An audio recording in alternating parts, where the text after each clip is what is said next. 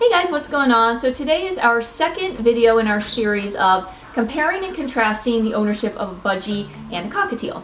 And today's video is about the 5 worst aspects of owning a budgie. Now the number one worst aspect of owning a budgie is that they are messy. Now they're definitely less messy than a number of larger birds, but there's still an abundance of feathers and seeds and bedding, whatever you might happen to have on the bottom of the cage. There's poop, there's all those things that go along with having a bird. And needless to say, if you let your bird out of the cage a lot, as we do Pillow, those things get scattered all over the place.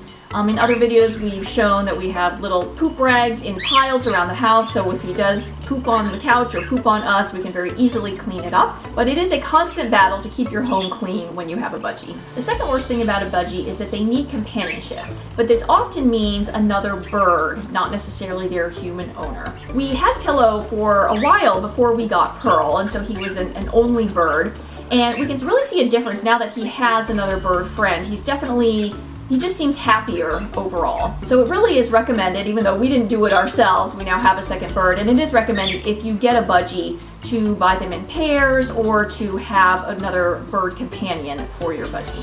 Also, and another negative aspect is that if you buy 2 budgies together, they will most likely bond with each other and will have a harder time bonding with you as their human owner. I know we've gotten a lot of comments from people that say, you know, I have multiple budgies and they're not friendly towards me.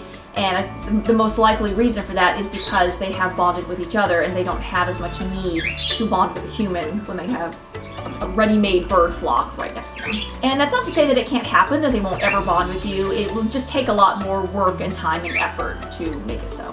And tying into that is our number 3 worst aspect of owning a budgie, is that they can be skittish, and like I said, they can take a long time to bond with their human owners. Unlike some larger birds that quickly get attached to people, I think budgies, because they're small birds, they're just naturally more skittish. You can imagine, like any small creature, like rabbits and mice and different things, they're just naturally more skittish because in the wild they have a lot of predators. The number 4 worst aspect about owning a budgie is they can be quite independent. And if you have a budgie that you allow to fly around with unclipped wings, you might have trouble getting them back in the cage when you need to.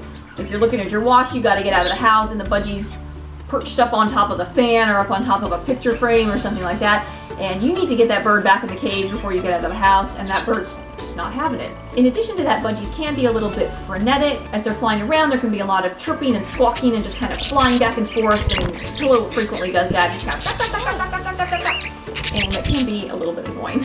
The number 5 worst aspect about owning a budgie is that they do have a shorter lifespan than a lot of other birds. The average lifespan of a budgie is only about 7 to 12 years. For some people that may be perfectly fine. For those of us that get attached to our pets and really want a companion for the long term, 7 to 12 years just may not be long enough. So those are our 5 worst aspects of owning a budgie. If you agree or if you disagree, or if there's anything we left off the list, just leave it in the comments below. Our next video will be about the 5 best aspects of owning a cockatiel. So that's it. Thank you so much for watching. Please like and subscribe, and we'll see you next time.